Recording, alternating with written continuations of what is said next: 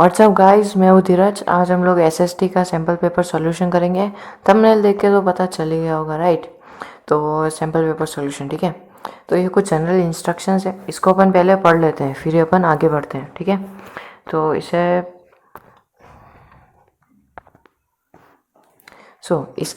अंदर इसके अंदर 4 सेक्शंस हैं। ऑब्वियसली लास्ट वाला मैप के लिए। तो सबसे पहला सेक्शन है सेक्शन ए, जिसके अंदर 24 क्वेश्चन है। पर हमको एग्ज़ाम के अंदर सिर्फ 20 करने, पर यहाँ पे मैं 24 के 24 करके बताऊँगा। सेक्शन बी के अंदर 22 क्वेश्चन है और आपको सिर्फ 18 करने हैं। और सेक्शन सी के अंदर 12 क्वेश्चन है, केस बेस्ड क्वेश्चन है वो सारे के सारे, और आपको कोई 5 ही करने हैं। 12 में से सिर्फ 5। और सेक्शन डी है जो है, उसके अंदर 2 क्वेश्चन है और वो सारे मैप बेस्ड हैं, ठीक है। और जितने भी सारे क्वेश्चन हैं उनके सबके इक्वल मार्क्स हैं और यहाँ पे कोई भी नेगेटिव मार्किंग नहीं है, ठीक है। और यहाँ सेक्शन ए से अपन स्टार्ट करते हैं। तो मतलब ये साइंस के पेपर के जैसा नहीं है कि इसके अंदर सॉल्यूशंस का अलग है। ये बहुत ही ज़्यादा अच्छा इन्होंने बनाया है कि क्वेश्चंस भी इधर ही है और सॉल्यूशंस भी इधर ही है। पर मैं इसके आंसर सबके नहीं बताऊंगा, क्योंकि भाई फिर आप लोग समझोगे क्या इसको क्या आता है, ये भी तो देख के बता रहा है। सो इसीलिए मैं बिना देखे आप लोगों को बताऊंगा, और आप लोग भी थोड़ा सा माइंड में सोचना यार क्या हो सकता है उसका आंसर, ठीक है। तो अपन फर्स्ट वाला देखते हैं। तो फर्स्ट वाला है question number 1। So who among the following was the founder of young Europe underground secret society in the Burnia. तो हमारा आंसर है ग्वाइस्पी कार्बल्डी, ऐसा कुछ है, याद है ना। Question number 20, the nationalism in Europe का जो एक इंटरेस्टिंग सा पेज था ना, जो मैंने बताया था, अंडरलाइन करवाया था, उसमें ये है। और पेज नंबर 20 इन्होंने पेज नंबर भी बताया हुआ कि ये आंसर कहाँ पे मिलेगा। खैर सारे पेज नंबर सही नहीं है, पर कुछ पेज नंबर सही है। और बहुत थैंक यू यार सीबीएसई के पेज नंबर दिए, जो जिनको नहीं पता वो जाके और एक्स्ट्रा रीड कर लो, ठीक है। अब क्वेश्चन नंबर 20, ठीक है, मैं सॉरी क्वेश्चन नंबर 2। तो विच of the following was the result of act of union 1707। Act of union क्या था? देखो अगर याद हो इन क्वेश्चन से तो ये पता चल रहा है कि यूनिफिकेशन तो था। तो एक्ट ऑफ यूनियन जो था ना वो ग्रेट ब्रिटेन के हुआ था। तो इसका राइट आंसर होगा हमारा बी, जो कि unification of the kingdom of great Britain, ठीक है ना। अब आता है हमारा, ठीक है, ये रहा हमारा क्वेश्चन, और ये पेज नंबर 22 हिस्ट्री की बुक में चैप्टर 1 पे आपको मिल जाएगा। अभी आता है हमारा question number 3, identify the correct statement. Identify the correct statement which regards to the Solverian from the following options. अब इसके अंदर क्या है, तो ना ये क्या था, ये कस्टम ऑफ यूनियंस थी। और भाई ऑप्शंस देख के ये पता चल रहा है कि ये पर्शिया से थी। तो कस्टम ऑन यूनियंस और इनिशियल ऑफ पर्शिया, तो ये राइट ऑप्शन होगा सी, जो कि है it was the custom of unions at the initiate of Persia, ठीक है। तो पेज नंबर 10 हिस्ट्री की बुक में मिल जाएगा।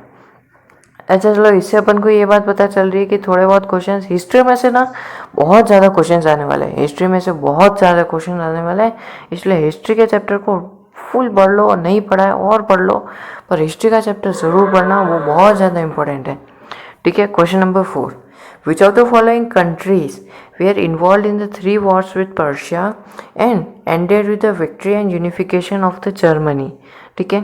तो वो थे हमारे ऑस्ट्रिया, डेनमार्क और फ्रांस, एडीएफ, ठीक है ना, याद है ना।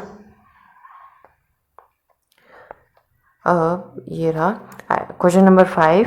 अब है identify the ideology under which people demanded freedom of markets in early 19th century. भाई फ्रीडम आ गया, मार्केट आ गया, और चैप्टर बताया अपन को नेशनलिज्म इन यूरोप। तो एक ही वर्ड है यूरोप के जो रिलेटेड है, वो है हमारा लिबरलिज्म, ठीक है, जो पेज नंबर 9 पे आपको लोगों को मिल जाएगा।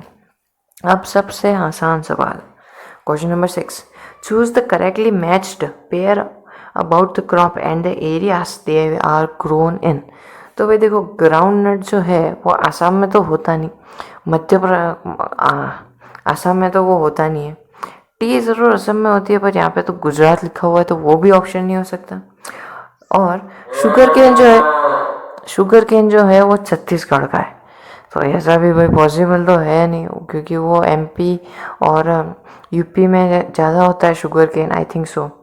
सो राइट आंसर है हमारा नेट कैफ़े की जो ऐड है वो तो देखी होगी ना, नेस्कैफ़े, हाँ यस, नेस्कैफ़े की जो ऐड है वो तो देखी होगी।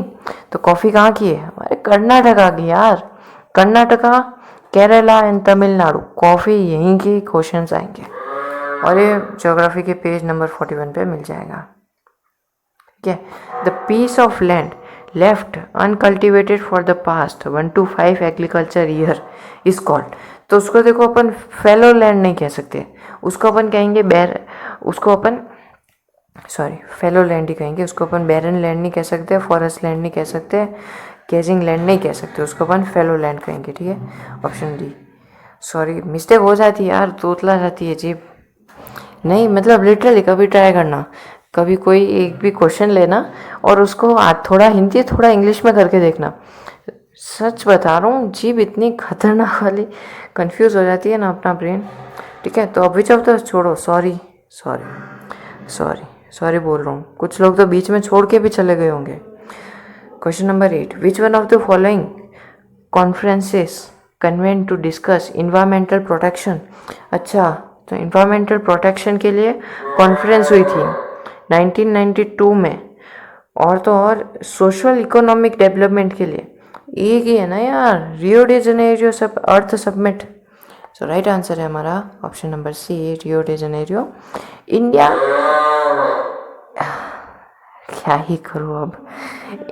India has a land under a variety of relief feature, which of the following feature ensures perennial flow of some rivers, provide facilities for tourism and ecological aspect। देखो भाई, पता है रिवर्स कहाँ से फ्लो होती है? वो होती है माउंटेन से। अब दूसरी बात की टूरिज्म की फैसिलिटी कहाँ पर है हमारे इंडिया में? जम्मू कश्मीर सबसे ज़्यादा हाई था जम्मू कश्मीर में। जम्मू कश्मीर वाला कौन सा एरिया? माउंटेन एरिया है। ठीक है, और इकोलॉजिकली एस्पेक्ट भी क्या है भाई? वही भी हमारा माउंटेन ही है, तो हमारा राइट आंसर आएगा जो कि है माउंटेन्स। ठीक है, अब which of the following human activities has contributed significantly in land degradation. Land degradation में इसमें से कौन सी जो ह्यूमन एक्टिविटीज़ है वो है भाई? क्रॉप रोटेशन से तो लैंड अच्छी होती है, शेल्टर बेल्ट से भी और प्लॉगिंग से भी लैंड अच्छी होती है। तो बचा कौन सा? डिफॉरेस्टेशन, या deforestation is the right answer. Which of the following countries adopted majoritism in their constitution. तो भाई नेपाल ने नहीं किया है और इंडिया ने भी नहीं किया है, और ये हमारे जो बांग्लादेश है उन्होंने भी नहीं किया है। राइट आंसर होगा इसका Sri Lanka. Identify the significant reason for power sharing from the following options. देखो, जब अपन पावर शेयरिंग बेल्जियम के बारे में पढ़ रहे थे ना, तो उसमें सिविल वॉर के बाद एक सिविल वॉर वाला जो पैराग्राफ है उसके अंदर आता है कि पावर शेयरिंग जो है वो रिड्यूस करती है सोशल इकोनॉमिकल कॉन्फ्लिक्ट्स के, जिसको अपन सिविल वॉर का नेम दे सकते हैं। आसान भाषा में अगर समझ में आने लायक अगर मैं बताऊं तो उसको अपन सिविल वॉर कह सकते हैं। तो सिविल वॉर को कम कर देता है। ठीक है, sorry. Apart from the central and state government, Belgium as a third kind. आ गया, रुको पर रुक जाओ, क्वेश्चन पूरा पढ़ लो। पता है आसान बहुत है, पर पढ़ लो एक बार पूरा। Government as well. Identify this third kind of government from the following options. आँख बंद करके बता सकते हो ये कम्युनिटी गवर्नमेंट है। Which of the following countries is the example of coming together federation? Sorry यार, क्या होता है इस पीडीएफ के? तो भाई देखो, इंडिया तो है नहीं, श्रीलंका भी, इंडिया तो है नहीं, श्रीलंका है नहीं, बेल्जियम है नहीं, क्योंकि ये तो भाई होल्डिंग टुगेदर। देखो, इंडिया तो भाई होल्डिंग टुगेदर वाला है, ठीक है ना। कमिंग टुगेदर वाला तो भाई मेरे को पता है यूएसए है, तो यूएसए इज द हमारा राइट आंसर। ठीक है, अब why is the power shared among different organs of government called as horizontal distribution. Horizontal मतलब कि क्या? हॉरिजॉन्टल मतलब कि देखो, मतलब सारे जो हैं वो इक्वल है। ठीक है, वर्टिकल मतलब कि किसी के पास कम पावर, किसी के पास ज़्यादा, किसी के पास कम, मतलब कोई ना कोई किसी का हेड है, पर यहाँ पे कोई किसी का हेड नहीं है, यहाँ पे सारी एक टीम है, हॉरिजॉन्टल में है। ठीक है, तो अब ये क्या है? तो हम तो इसका हमारा राइट आंसर होना चाहिए, it allows different organs of government to be placed at the same level. ठीक है, आंसर नंबर बी।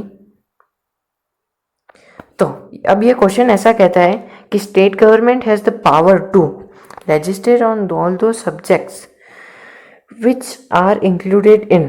तो स्टेट गवर्नमेंट, सेंट्रल गवर्नमेंट और फेडरल स्टेट गवर्नमेंट और सेंट्रल गवर्नमेंट के पास कौन सी लिस्ट, कौन से सब्जेक्ट्स का पावर नहीं है, तो वो है हमारी concurrent list. Have the power to legislate on those subject which are included in concurrent list. है पावर उनके पास, ठीक है पावर, उनके पास पावर है concurrent list, yes. So, which of the following states of India enjoy special powers under Article 371 of Constitution of India? भाई राजस्थान का तो मैं जानता हूँ, ऐसा कुछ है नहीं। पंजाब और तमिलनाडु का भी मैं जानता हूँ कि 371 तो भाई वहाँ दूर दूर की बात है, पंजाब के थोड़ा पास में है पर फिर भी दूर दूर की बात है भाई। अब बात आती है नागालैंड की। नागालैंड में मुझे पता नहीं है कि ऐसा कुछ हुआ था, मुझे कंफर्म नहीं है कि ऐसा कुछ हुआ था, पर मुझे 3 ऑप्शन का कंफर्म्ड है कि इनमें नहीं हुआ, तो भाई चौथा ऑप्शन राइट है, नागालैंड। अब which of the following is an example of primary sector activity. क्या है भाई, रॉ मटेरियल कहाँ से निकल रहा है, बेकिंग से निकल रहा है नहीं, आउटसोर्सिंग से निकल रहा है नहीं, बैंकिंग से निकल रहा है नहीं, किससे निकल रहा है, फार्मिंग से ऑब्वियसली। अब which of the following measures the proportion of literate population in the 7 age above age group, 7 से अबो, ठीक है भाई सीधी सी बात है यार, लिटरेसी आ गया, लिटरेसी रेट ही आएगा ना। So our right option is literacy rate. Which of the following is the correct meaning of average income? सीधी सी बात है, total income of the country divided by the क्या, total population of the country, जिसको अपन पर captcha income भी कहते हैं। तो ये किस में है, हमारे ऑप्शन में, ऑप्शन नंबर बी में। तो विच one of the following best describes human development index HDI। तो भाई तो अपन फर्स्ट वाला देखते हैं, ठीक है। Improvement in science, information, investment तो हो नहीं सकता, हेल्थ वाला ज़रूर होगा। तो भाई जब 3 नहीं हो सकते तो 4th वाला हो रहा है, मीन्स क्या 4th वाला राइट है। इट मीन्स कि बी जो ऑप्शन है जिसके अंदर हेल्थ जो था वो राइट है। अब consequences of environmental degradation do not respect national और state boundaries, which of the following is essential for this. तो भाई ये क्या, सस्टेनेबल डेवलपमेंट, क्यों, क्योंकि इन्वायरमेंट आ गया, रेस्पेक्ट आ गया, नेशन आ गया, एनिमल आ गया, बाउंड्रीज आ गई, बस भाई यार सस्टेनेबल डेवलपमेंट ही है। Which of the following examples fall under an organise sector. तो भाई ऑर्गेनाइज सेक्टर ऑप्शंस पढ़ने के बाद एक डाउट ज़रूर आएगा कि इसके अंदर एक क्लीनिंग स्टाफ जो है प्राइवेट स्कूल के अंदर, वो भी भाई एक सिक्योर्ड हो सकता है क्योंकि उसको भी मंथली वेजेस मिल रहा है, उसको जॉब है उसके पास, और उसके बाद सिक्योरिटी भी अच्छी सी, और उसको हॉलीडे भी मिलते हैं। पर यहाँ पे बात आ जाती है कि अब इंजीनियरिंग में बी और सी में कंफ्यूजन होने वाला है। ए और डी तो चलो क्लियर है कि वो है ही नहीं, बी और सी में कंफ्यूजन होगा। पर यहाँ पे एक चीज़ भूलना मत, यहाँ पे जो ऑप्शन बी है ना उसके अंदर क्या लिखा हुआ है, गेटिंग ऑल एम्प्लॉयमेंट बेनिफिट्स। और भाई हमारा ऑर्गेनाइज सेक्टर क्या कहता है, वो कहता है कि भाई जितने भी बेनिफिट्स होंगे एम्प्लॉयमेंट के वो मेरे अंदर आते हैं। तो जिसको भी एम्प्लॉयमेंट के सारे बेनिफिट मिल रहे हैं वो मेरे अंदर आता है। तो भाई क्या होगा हमारा राइट आंसर, वो होगा हमारा इंजीनियर साहब, यस। ठीक है, अब ये जो है ये क्वेश्चन ऐसा कहता है कि Mahatma Gandhi national rural employment guarantee act 2005 यानी कि नरेगा 2005, अगर गवर्नमेंट नरेगा में वर्क देने के लिए फेल हो गई तो वो क्या करेगी। सिंपल सा क्वेश्चन है, तो क्या करेगी, वो जो है उसका कंपनसेशन देगी। यानी कि अगर वो नहीं दे, अगर वो मतलब वर्क नहीं दे पाई, कुछ भी मतलब कुछ भी, अगर वो लिटरली कुछ भी अगर वर्क नहीं दे पाई, वैसे खैर ऐसा होता नहीं है, छोटे से छोटा काम भी गवर्नमेंट निकाल लेती है। अगर कुछ भी नहीं दे पाती है तो वो कंपनसेशन देती है, ठीक है। प्रोनाउंसिएशन थोड़ा सा गलत हो सकता है, अरे भाई यार माफ़ कर दो। अब आता है हमारा सेक्शन बी, ठीक है। Section B, attempt 18 out of 22 questions, bold में लिखा हुआ है मतलब इम्पोर्टेंट है। क्वेश्चन नंबर 25, भाई आ गया इमेज वाला क्वेश्चंस। कौन कौन इमेज वाले क्वेश्चंस के लिए एक्साइटेड है। तो ये क्वेश्चंस तो यार मैंने पहले ही बता दिया था कि ये क्वेश्चंस तो 101% आएगा ही आएगा। अब following image is an personification of German, बस पता है जर्मन देख के आंसर आ चुका है दिमाग के अंदर, पर फिर भी पूरा पढ़ लेते हैं। Commonly associated width of the romantic era and revolution of 1848, identify it's name from among the following option. Options की ज़रूरत ही नहीं है यार, जर्मनी लिखा हुआ है, ये इमेज आ गई है, मीन्स क्या जर्मानिया। मजाक नहीं कर रहा हूँ, सच कह रहा हूँ। ठीक है, और ये एक और क्वेश्चन है जो मतलब लोग देख नहीं सकते हैं उनके लिए क्वेश्चन है, ठीक है, जिसका आंसर विलियम फर्स्ट है। ठीक है, तो अब आता है हमारा question number 26। Which of the following options is an are correct about Balkan nationalism. देखो बल्कान नेशनलिज्म है ना, इसमें शायद पेज नंबर पे आपको मिलेगा नहीं, इससे अच्छा है गूगल पे सर्च करो बल्कान नेशनलिज्म इन्फॉर्मेशन, वहाँ पे सारी इन्फॉर्मेशन मिल जाएगी। ठीक है, तो बुक का यहाँ पे पेज नंबर 23 लिखा हुआ है, पर उसके ऊपर मिलना बहुत मुश्किल है, इसलिए आप पहले उधर जाओ, किधर, गूगल बाबा के पास, और वहाँ से पूछो कि बल्कान नेशनलिज्म के बारे में इन्फॉर्मेशन बताओ विकिपीडिया से, सारी इन्फॉर्मेशन ला के आपके सामने डाल देगा, वो अच्छे से पढ़ लो। ठीक है, why were the weavers in Silesia revolted against contractors in 1845। कुछ याद आ रहा है? एक ट्रक जा रही है, उसको 3 लेयर्स कंप्लीट करनी पड़ती है, फर्स्ट वाले पे उसको वेज देना पड़ता है, सेकंड पे भी टैक्स देना पड़ता है, थर्ड पे भी टैक्स देना पड़ता है। Identify the approx reason for the following options. तो वो क्या पता भाई, कॉन्ट्रैक्टर्स जो थे ना वो उनके ड्यूज को पे ही नहीं कर रहे थे, अब वो टैक्स कैसे भरते हैं आगे, अगर उनके पास मनी आएगी तो वो आगे टैक्स भरेंगे। सो कॉन्ट्रैक्टर्स डिड नॉट पे दिया। ठीक है, identify the major aspect that help in formation of nation state in Britain. तो भाई क्या है भाई, ये हमारा क्वेश्चन 28 है, तो इसका राइट आंसर है the parliament through a bloodless revolution resides seized power from the monarchy। Question 29 है, आइडेंटिफाई द सॉइल। ठीक है, सॉइल को आइडेंटिफाई करना है, यहाँ पे क्लूज दिए हुए, develops in area with high temperature और हैवी रेनफॉल। ठीक है, कुछ आ रहा है हल्का बहुत दिमाग में। इन लो इन ह्यूमस कंटेंट, ठीक है, थोड़ा और हो गया। Found in hilly areas of Karnataka, Kerala and Tamil Nadu. क्या होता है भाई? नहीं, बिला नहीं होता, वो होता है हमारा लेटरल सॉइल। ठीक है, ठीक है, अब आता है हमारा question number 30। Which of the following categories of resources can be put in the tidal energy. वो है हमारा रिन्यूएबल रिसोर्सेज। ठीक है, तो भाई इसमें कुछ क्वेश्चन है, टोटल इसके अंदर 60 क्वेश्चन है, आज 30 कर रहे हैं, कल 30 करेंगे, चैप्टर्स क्वेश्चन सारे फिर ख़त्म हो जाएंगे। थैंक यू इस वीडियो के लिए एंड गुड बाय। और ज़्यादा से ज़्यादा सब्सक्राइब कर दो रेड कलर के बटन को, देखो गाय भी बोल रही है सब्सक्राइब करने के लिए, कर ही लो। और वो भूखे हैं, देखता हूँ अगर मैं उनको रोटी दे पाता हूँ तो। सो थैंक यू, सब्सक्राइब कर लो, लाइक कर दो।